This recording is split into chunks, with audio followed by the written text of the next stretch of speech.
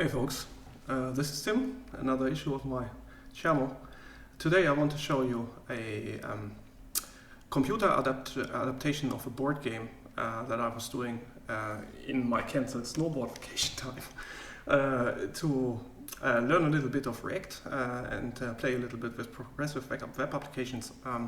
I actually took this game, which I had a lot of fun playing with my kids in the last year, and I thought, well, let's just make a computer version because it wasn't available, and yeah, here we go. So it actually comes in several difficulty levels. It's a cooperative game where you got the heroes on the right hand side. This is Harry, Hermione, Neville and Ron respectively, and they need to fight the evil Lord Voldemort and the other villains in his team, pretty much. The game works like there's locations that the villains try to gain control of, indicated by these skull counters here. And whenever a location has all the skull pointer places filled, then the villains gain control of it. And if the villains gain control of all the locations, the game's lost for the heroes. On the other hand, the heroes have to defeat all the villains. So there's a nearly endless supply of villains that are replacing defeated villain slots here on the bottom side of the board, and ultimately Lord Voldemort might be turning up here as among them. And then basically, if the villains are all defeated and the Horcruxes, now I'm spoiling, Game 7 contains additional features here, then the heroes actually win the game.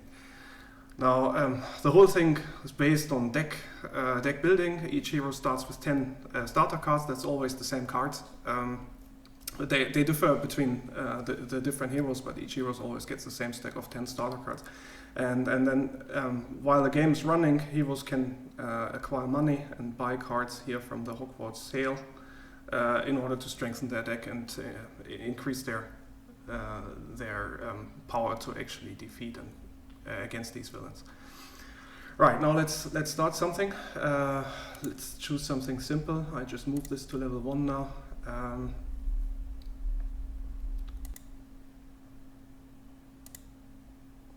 Okay, quit that game. Move to level 1. And now you can start a fresh game. You can take the heroes basically in any order you wish. So I want to start with Hermione. Then take Ron, Neville, Harry, that order maybe. So you can see this is basically the turn order also on the right hand side, and you can look what each hero is doing here. Whenever you want to read some text, because that's pretty small print on this big playing area, you can actually just go there and right click.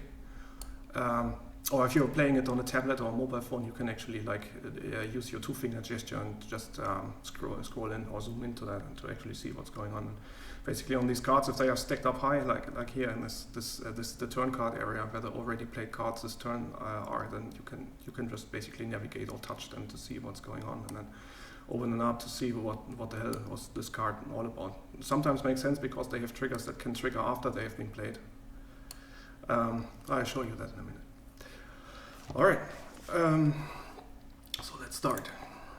So basically this game is computer assisting, so it doesn't actually play, it just helps you dealing with all the cards and tokens and managing the rules and stuff. So whenever something is defined by the rules, the automation will do it. If the player needs to make choices, this is just human players who actually need to do this. So you can play it alone, playing all the 4 heroes of course, but I prefer to for example, take the kids and then play with 3 heroes, and each of us plays one of them, for instance. So it usually tells you who needs to act. Obviously, this is Hermione's turn to start with. That's visible here also in the turn log. This is Hermione's log, and you see what happened already in the dark arts phase at the beginning of the turn when evil starts unraveling. On the other hand, there's also the player indicator here telling you that Hermione's turn is on, and if another player needs to act on her turn, make decisions, for example, what cards to discard and so on, will be clearly indicated. So, we started out with Crabbe and Goyle. The villains are not too bad because they don't hurt you all the time, but every time a card is discarded, then you lose a life. So you can actually scroll here, you see what's the small print on the card. Need 5 to be defeated. We already received 1 counter on the location because of "he who must not be named" was revealed here on the Dark Arts deck. Now let's see what's going on. Now you play cards by just clicking on them, or on the mobile version you just touch them in a click-like fashion. And you play these cards. You receive the tokens here for these Alumoras. It's like 1 token, 1 influence token. That's something like money that you can utilize to buy cards. You can see there's already 2 here now. Now Hermione will increase this a little bit. So let's see, 4. Makes sense to look at what kind of card are on sale. So the highest value card is 4, so I can actually decide. This is a choice. I'm being asked which of the card effects I want to. Some of the cards actually have this. All heroes gain 1 influence token, or Hermione takes 2. She doesn't need them right now, so let's just make sure each of the heroes gets 1. Then enables them to buy the more powerful cards if any should turn up this turn. Alright, and the card is usually acquired to the discard pile, which is here on the right hand side. So let's see, Reparo is good at the beginning, 2 tokens, and I can decide whether I want to draw a card instead. So let's just do that. There's another one. 2 left on my stack here. I can use for Essence of Dittany. Not buying that because I like it too much, but just to free up the slot to see that we have a higher chance of more powerful cards turning up here. So that's pretty much it. So if you want to end the turn, because there's nothing more that Hermione could now do, there's the next player button, but you can just tap on the Dark Arts stack, so that the next Dark Arts will actually reveal for the next player. So there's some cleanup work going on. First, the Hogwarts locker filled, tokens are removed, new hand of 5 cards is being dealt, and so on and so on. And now it's petrification. You see the red frame means the card is actually doing something right now, so it's executing its effect, which is all heroes lose 1 life and cannot draw extra cards this turn. This is fairly interesting. But unfortunately I can't demo this because none of the players right now has card drawing ability, but we will see it later in the game, I guess. So if you want to see what was going on because it was too fast for you, you can always open the turn log, see what was going on. So Dark Arts events was petrification, all heroes lose 1 life, Ron loses 1, Neville loses 1, Harry loses 1, Hermione loses 1. This is not so interesting, but as soon as we have other interceptors that modify these effects, and sometimes it becomes a little harder to understand quickly what the hell was going on, and then it's a good idea to just look in here and see what was going on. Now we are just going to play Ron a little bit, get an attack so I can show you how to assign tokens. So there's basically an attack token on your stack. There's 2 ways of doing it. You can actually click on the villain or tap on the villain and then click the token and it will instantly move over, which is what you would do on any touchscreen because dragging is not supported there, at least in this implementation. But here on the desktop version I can just as well move the token by dragging it, which is a little bit more fun. And this takes into account targetability. So for example, if you have a Tarantalegra or something spell that allows you only 1 attack per villain, or you have a Voldemort that can't be targeted as long as there's still other villains in play, then this will be taken account, of course. So and then goes on like this. So I will fast forward a little to show you the other effects later in the game. Okay, in the meantime we got 2 of these gold tokens on the location, but we are in Ron's turn and he will be able to defeat Crabgoyle right now, so I just wanted to show what's gonna happen then. There is a reward, in this case all heroes draw a card. If you defeat this villain, other villains have like slightly better rewards. In any case, now we play Pigwidgeon. That's actually going to produce an attack for Ron. But since we got Bertie Bott's Beans already in play, we get an additional attack. We can first choose which effect we want to take from Pigwidgeon, and the other attack has been also assigned. So now we can just get those 2 to Crabgoyle.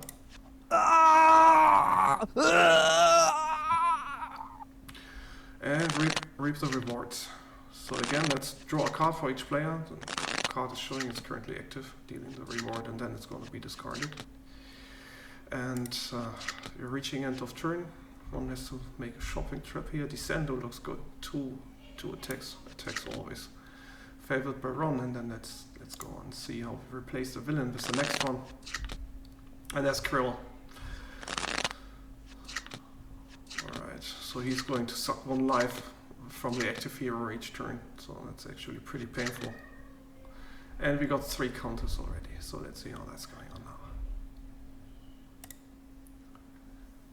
After the fast forward, we have an opportunity to show the discard functionality. So now we have a flip pendle here. Actually loses the active hero 1 life, and the hero has to discard a card. Now that's never, he has a rememberer. It's a card is actually designed to discard, should give him 2 tokens, so we just see how that goes. Gets the 2 tokens and then discards the card. That's nice. So we also have an opportunity to kill Krell. I should probably heal somebody, but just for the sake of showing it, I will not kill him. Oh!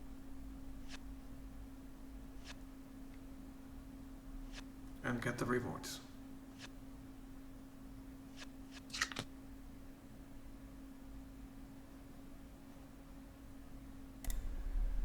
So again, after the fast forward, now we're in the bad situation of losing the first location. We can see here 4 counters on it. End of turn for Harry. Even he got 1 attack on Draco Malfoy, which would remove a counter, but there's 3 attacks missing, no way to get them, so we have to accept that fact now. Location is gone.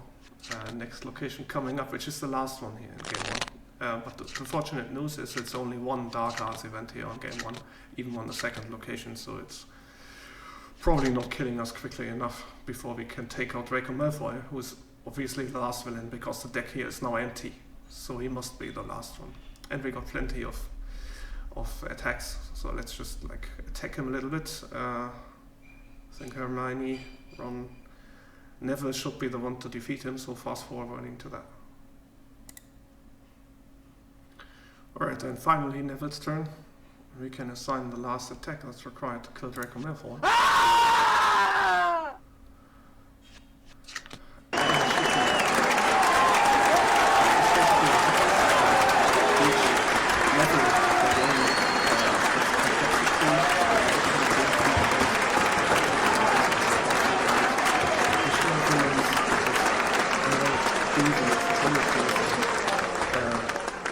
It's not so that each of the games is as easy as game 1. There's actually some levels that are pretty hard to win, in particular the last ones. Obviously 5 is not very easy, and the heroes gain additional abilities over the level, so it's a lot of fun to play. It's actually a great game design, I really love it, and I hope this one eventually helps people try out different strategies or just play when there is no place available to set up the board.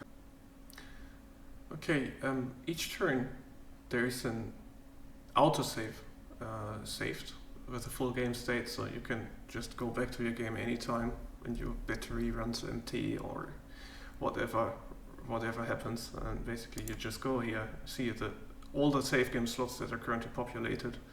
That's using browser local storage. It usually takes very few kilobytes only, so there's like plenty of save scans that you could theoretically put in here. The autosave is the one that we just won the game.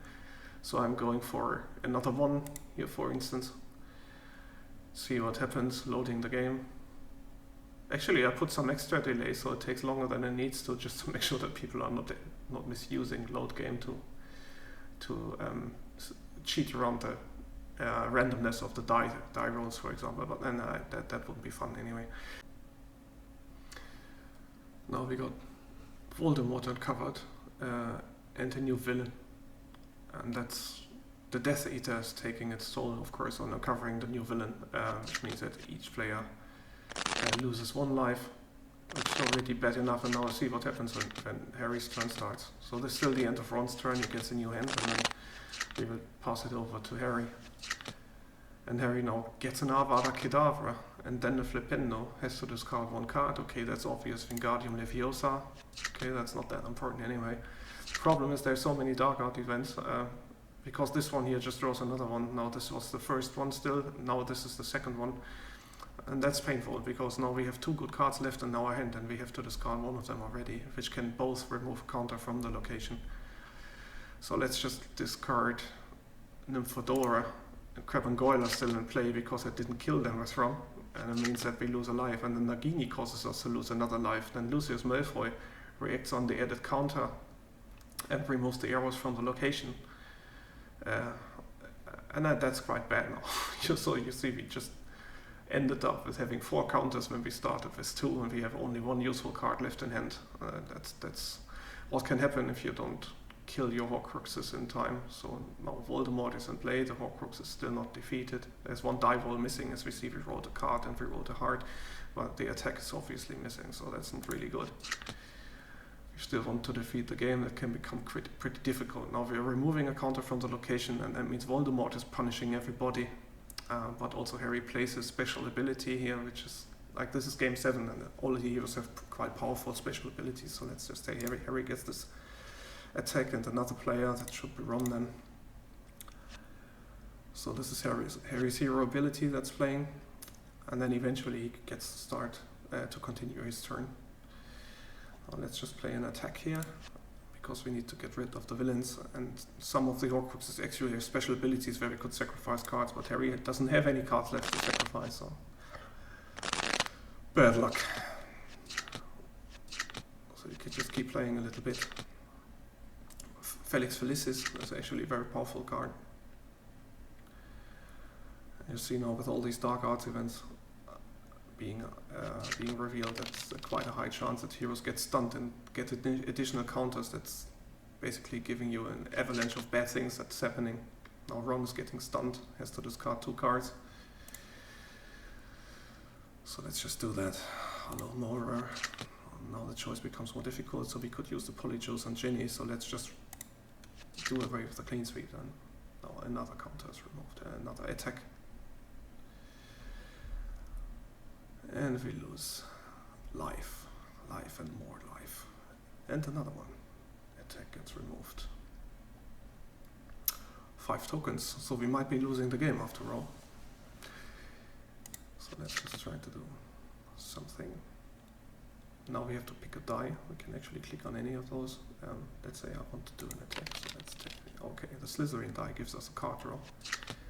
That's nice.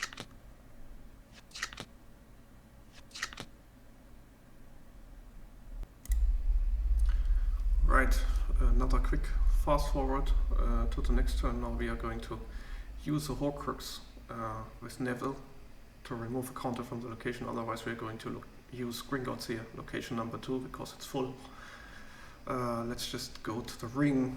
It actually has ability that we may discard 2 cards. So we just click on that, and now we are asked to discard the 2 cards. So we just take this Alomora, and then, well, the Bezoar is quite powerful, so let's maybe just take the Essence of Dittany or the Trevor. Let's discard the Trevor. Oh, Voldemort kicks in because we're removing something from the location, and you see, bad luck. So we need to discard another 2 cards. Could have anticipated that actually, but I just wanted to show you what happens if you play Horcrux or use the ability. Now we are discarding just random cards here.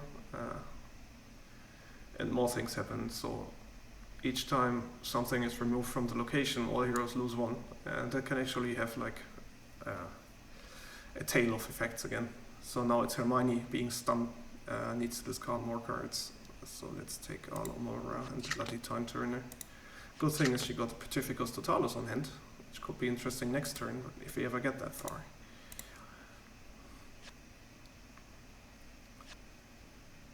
Right.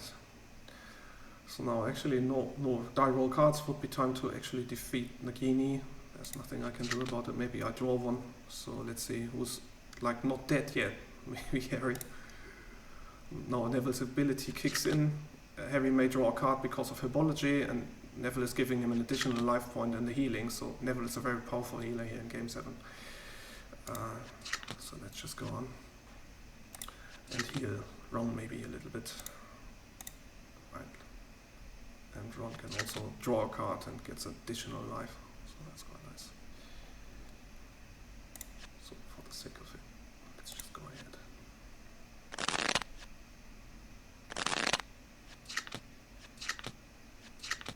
So you see the players that have been stunned regain 10 at the end of turn.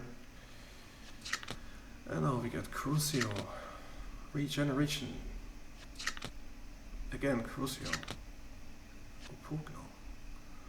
So that means cards that have been acquired are revealed, or top cards are revealed, and if they have been acquired, they need to be discarded. Now, the good thing is that from the chocolate frog, at least we have a beneficial effect when it's being discarded like this, but still pretty bad. Okay, and slave. That's bad because it's taking the good cards away, and probably we have an Alomora or something like that next. So the good cards that we need to defeat the villains being taken away from us. So Ron's turn finally. So let's see what he can do. Let's roll a die. We need a attack, so let's roll the Slytherin die. Click on the green one, and now it's an attack. That's great. So we can use that against Nagini, and that's probably something that we should do to get rid of the Horcrux, because it costs us 1 life each turn. Now Nagini is assigned to Ron, and he can sacrifice Nagini once. Oh, sorry, no, I scrolled it. Let's just, okay. Right, so we can take it to remove 3 counters from the location right now. Alright, sacrificing Nagini is actually taken out of the game. This is once per game activity only. Which is interesting, but it still removes 3 counters from the location. Now the problem is Voldemort also triggers because something is removed from the location and everybody loses another life. But it's still, after all, it's about retaining location control. So this is not too bad right now. And Nagini gone. So we can keep on playing. I don't know who I should actually defeat next. Crab and Goyle should be an easy victim, and they are hurting us every time that somebody just discards a card. So let's maybe just take them. There's no other villains being revealed because Voldemort is already there. So let's just take a Ginny, and then the Polyjuice. Now there's only Ginny, so she's automatically selected as the Polyjuice copy source. If there's multiple allies you play, then you actually have to pick one of them to copy the effects from. And now we take this additional tokens. So now when Ron assigns the 3rd attack, there's actually his special ability kicking in, gives every player 2 life, which is also, as I said, quite powerful. Now let's assign the other one. Let's buy something good. Potions. It's actually something that I would like to see in Neville's hand, because all heroes gain 2 means in Neville's case all heroes gain 3. I'm not sure Neville can afford it. Doesn't look like it on the next turn, so let's buy it anyway. And then let's get on with it.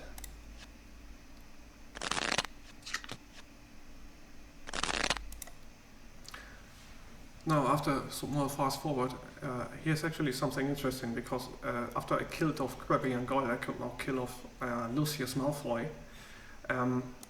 He will give all heroes 1 influence token, but also remove another one from the location, which will cause Voldemort to deal additional damage to the players. But also Harry has now accumulated quite some tokens and can buy some powerful cards.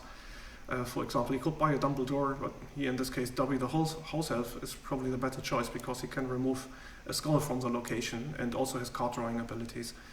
What I also wanted to show, now we got a Sectum Sempra Dark Arts event in play, and that says heroes cannot gain any life this turn. This means that if I play a Hedwig, if I choose to gain 2 life, actually this effect is not applicable, or it will be voided by the Sectum Sempra. So we could just try and play that, and it says Sectum Sempra reduces the amount of life gain to 0, and that's pretty bad. So let's just select Lucius Malfoy, kill him off. 3, 4, 5, 6, and 7. Let's see what happens.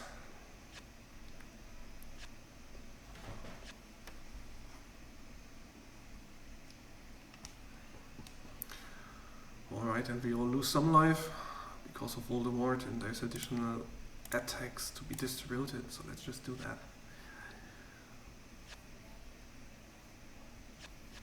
And then we are done, and now might be that we are still having a very good chance to win the game, because we are on location 2, so it's worth a try. In any case, let's buy the Dobby the House Elf.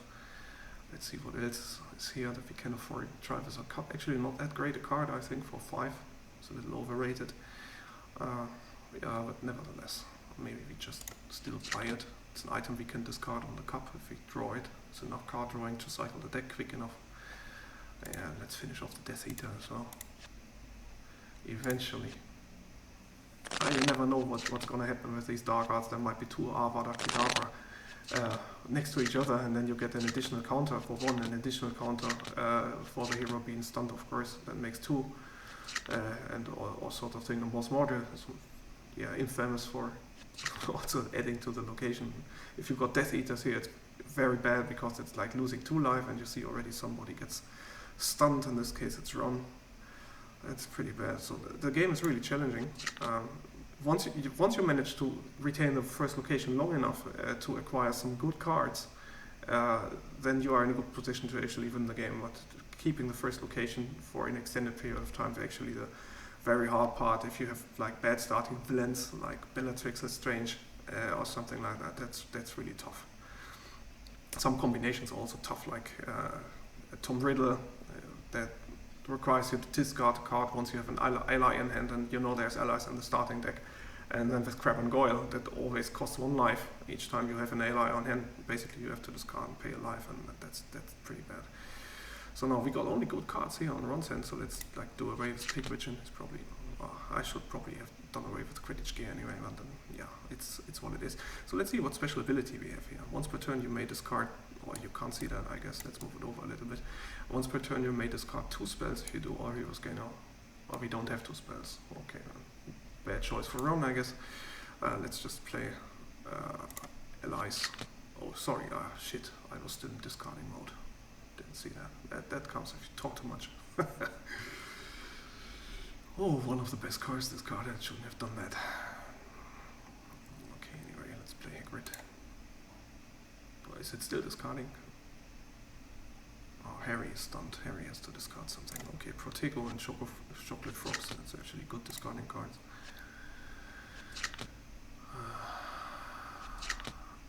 And okay, now we are discarding Alomora. And we are probably getting enough counters on the location now. Okay, let's see what we can do in terms of attacks. We can put... So now Hermione can play the Petrificus Totalus on Lord Voldemort, which should protect us from his ability on doing damage to the heroes on location control tokens being removed. So let's just try that. Lord Voldemort. Okay, now he got the shield. Now let's see what happens. We play Sybil. It's actually an interesting card because she allows us to draw 2 and then discard 1 card. If you discard a spell, gain additional 2 tokens. This usually indicates a floating trigger, but on the rules forums there was a clarification that says it must be one of the cards that have been drawn due to her. So let's just do that. Yeah, okay, there's only spells, so we can just discard one of them. We could as well discard any other card, but so let's discard the spell. Right, and then we need more attacks. We need 3 at least to finish off the Death Eater. So let's just see what we can do. Let's do a Reparo, maybe draw an additional card. And that's great. So it's Alt.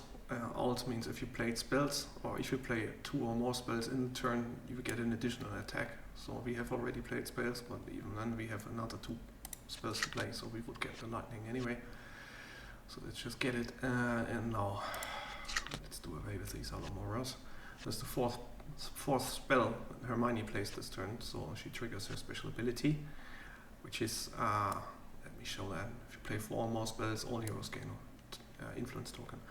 Late in the game, these tokens are not that important anymore, because we should by now have a deck that's strong enough to defeat Voldemort. If you need to buy additional cards, or there's some really, really good cards showing up, like Phoenix or whatever, and you can of course still buy them. It's a bad idea to just clutter the decks with low quality cards here, because then your good cards don't show up that often really. In any case, so let's defeat the Death Eater. That should remove from the location, and also we should have Voldemort's ability not kicking in. Let's see what happens. So first we all gain a life, or at least the ones who are not stunned already, because then you can't gather any additional life until you're recovered at the end of turn. Now, special ability, Hermione, Ron also can make good use of attacks, so let's assign those. And let's see what happens. Yeah, and we are not being hurt by Voldemort because of the shield, which is quite nice. So now we should be able to attack Voldemort. yeah, now it's possible to light up this previously occupied. So that's actually the design of the game board question. There's no area to store the lightnings for Lord Voldemort, so we just put them here on the other first villain slot. Could as well move them down to the other villain slot, but it doesn't matter really, as long as it's clear where to put these lightnings, and that's clear by the frame, I guess. So from that point of view, should be all right. So let's buy for just the fun sake of it. Let's buy Albus Dumbledore, and let's get on with it. Now, instead of looking at what happens when we defeat Voldemort, we could as well just look at what happens if we mess around and don't play our cards as we should. See what's going on. Now we got the third location full of skulls. I actually just not play any of these cards here to remove counters, just press on next player to forfeit those cards. And then we see the next location is coming up. That actually is a bad ability. It costs life. All heroes 2 life. And our players get stunned because I was low on life anyway. That's pretty bad, of course. And you can see how quickly we are going to fill that location with skulls and lose the game. So is there anything that helps us here? No, not really. Bloody hell. So let's just discard. Ron is still alive, the other 3 are stunned. And then we see how this goes. Right. And there you go. And a token to the location. And health is melting away like beeswax here. Morse Mordred, another counter. No, that's already 3. 4. Crazy shit. Alright, Hermione, so she cannot really do anything about it. Draw a card. Maybe she's lucky. Sandy will draw another card. Bloody Alomora. Okay, and attack. More influence. Right. So let's see. Okay, we are not going to beat Voldemort this way, it seems. There's nothing we should buy, really. The problem is if you are not buying cards and you are actually not having any chance of better cards popping up. I think the original rules was altered at some point to say that if all players agree that there's only crap on the board, you can once per game like take the 6 cards away and get the new cards. That's not actually a feature of this here. Right now, I think about adding that. So now we discard an ally. Discard an ally. Discard an ally. Or 2 allies that actually could drop us tokens. Dumbledore is gone. Right. So goes on no card drawing. Many of these Dark Arts events are actually far worse in the end game than they are at the beginning. In particular, those are related to value of cards or inhibiting card drawing abilities. And initially you don't have any of those, but then later on it becomes more and more painful because it's limiting your capabilities. Yeah, okay, we can heal somebody, but it's not really going to save the day, I guess. Card drawing doesn't work because of petrification. Okay, we get the health. So let's just roll some attacks maybe. Oh, that's a bloody token. Alright. Nothing in it for us now. So 1 more token to go and then we are going to lose the game, I guess. Let's see what happens.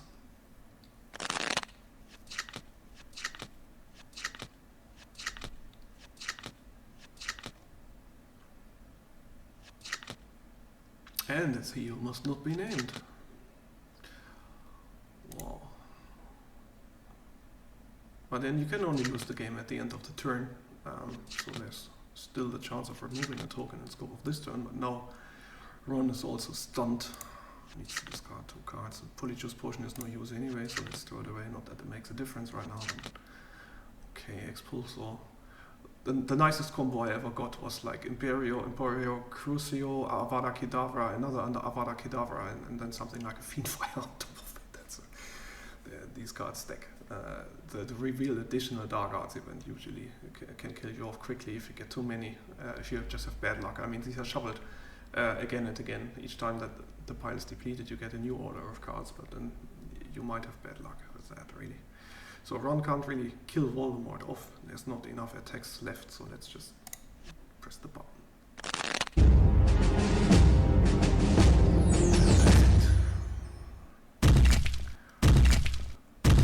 thanks for joining me on this, well, not so short trip through the game. I hope it's going to help.